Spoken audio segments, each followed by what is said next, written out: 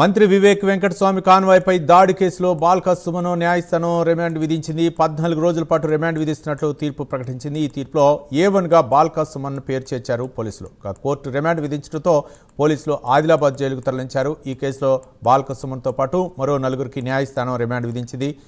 మరింత సమాచారం మా ప్రతినిధి చంద్రశేఖర్ అందిస్తారు. కేతనపల్లికి సంబంధించి బాల్క సుమన్ అరెస్ట్ అయిన తర్వాత కోర్టులో హాజరుపరిచారు. అసలు కోర్టులో ఏం జరిగింది, ఏ సెక్షన్లు పెట్టారు, 14 రోజుల రిమాండ్ అయితే విధించారు. ఈ రిమాండ్కు సంబంధించి ఏ విధంగా ఉండబోతుంది, ఏ సెక్షన్లు పెట్టారు, మనం తెలుసుకుంటున్నాం. ప్రస్తుతానికి మనతో పాటు అడ్వకేట్ ఆంజనేయులు ఉన్నారు, అసలు తూల ఆంజనేయులు ఉన్నారు. అసలు ఏ సెక్షన్లు పెట్టారు, బాల్క సుమన్ సంబంధించిన కేసు వివరాలు ఏంటి అడిగి తెలుసుకుందాం. చెప్పండి అన్న, అసలు బాల్క సుమన్ సంబంధించిన కేసు వివరాలు ఏంటి? ఇప్పటికే 5 సెక్షన్లు పెట్టారు, 14 రోజుల రిమాండ్ అయితే విధించారు. అసలు ఇది ఏ విధంగా ఉండబోతుంది? నా పేరు తులాంజనేయులు, మంచిర్యాల కోర్టుకు సంబంధించిన అడ్వకేట్ని.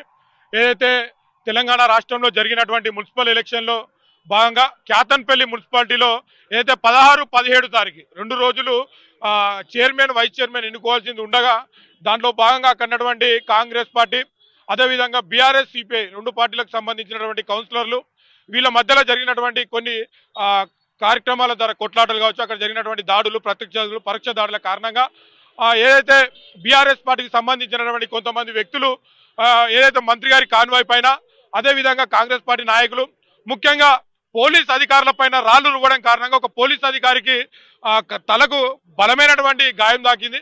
ఆ బలమైనటువంటి గాయం కారణంగా ఆ పోలీస్ అధికారి ఇచ్చినటువంటి ఏదైతే డ్యూటీలో ఉన్నటువంటి అధికారికి జరిగినటువంటి దాడి కారణంగా ఆ అధికారి పోలీస్ స్టేషన్లో ఏదైతే అదే ప్రాంతానికి సంబంధించినటువంటి రామకృష్ణపూర్ పోలీస్ స్టేషన్లో కంప్లైంట్ ఇవ్వడం జరిగింది. ఆ కంప్లైంట్ ఇచ్చిన తర్వాత అక్కడ ఉన్నటువంటి పోలీస్ అధికారులు, అక్కడ ఉన్నటువంటి ఎస్ఐ గారు, సిఐ గారు కావచ్చు, ఏసీపీ గారు, వీళ్ళందరూ కలిసి ఎలాంటి సెక్షన్ల మీద కేసు పెట్టాలని నిర్ణయించుకొని అక్కడ ఉన్నటువంటి కేసులు ఎఫ్ఐఆర్ బుక్ చేయడం జరిగింది. బాల్క సుమన్ గారి పైన అయితేనేమి, లేకపోతే మూల రాజిరెడ్డి మీద అయితేనేమి, అదేవిధంగా అనిలు, లక్ష్మీకాంత్, ఈ రోజు ఈ 4గురిని సబ్మిట్ చేశారు. వాళ్ళని ఆదిలాబాద్ జైలుకు పంపించారు. వారి పైన పెట్టినటువంటి కేసులు 189/3, 191/2, 191/3, 121/2, 223 రెడ్ విత్, అదేవిధంగా 190 BNS కింద వీరిపైన సెక్షన్ల కింద వీరిపైన ఎఫ్ఐఆర్ బుక్ చేయడం జరిగింది.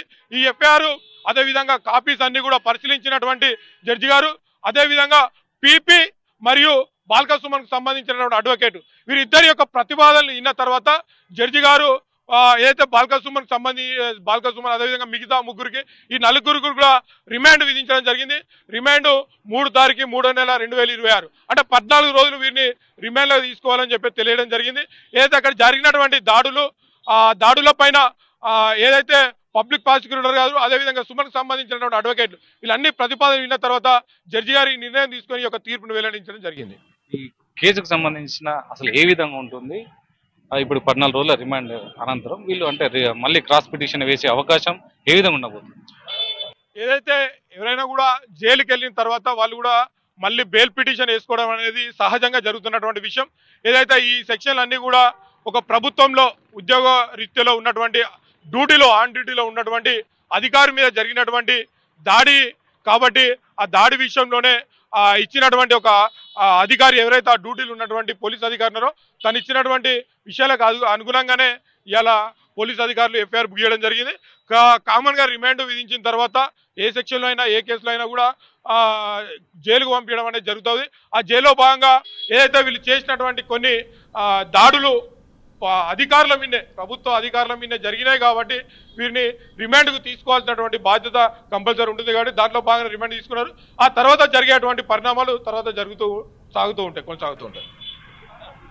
ఏదైతే బాల్క సుమన్కు సంబంధించి ప్రభుత్వ అధికారుల పట్ల వాళ్ళ పనికి ఆటంకం కలిగించిందని ముఖ్యంగా అధికారులు పెట్టిన ఏదైతే మంచిర్యాల జిల్లా దేవపూర్కు చెందిన ఎస్ఐ పెట్టిన పిటిషన్, అదేవిధంగా మరొక కానిస్టేబుల్ ఇంకొక ప్రభుత్వ అధికారుల పైన పెట్టిన పిటిషన్లు మీదనే ముఖ్యంగా ఈ కేసు అయితే సాగుతుంది. దీనికి సంబంధించి 14 రోజుల రిమాండ్కి అయితే తరలించారు. ఏది ఏమైనా కూడా ఒక ఉత్కంఠ వాతావరణంలో అయితే బాల్క సుమన్ అయితే ఆదిలాబాద్ జైలుకైతే తరలించిన పరిస్థితి అయితే ఉంది. కెమెరా పర్సన్ సతీష్తో చంద్రశేఖర్, ప్రైమ్ 9 న్యూస్, మంచిర్యాల జిల్లా.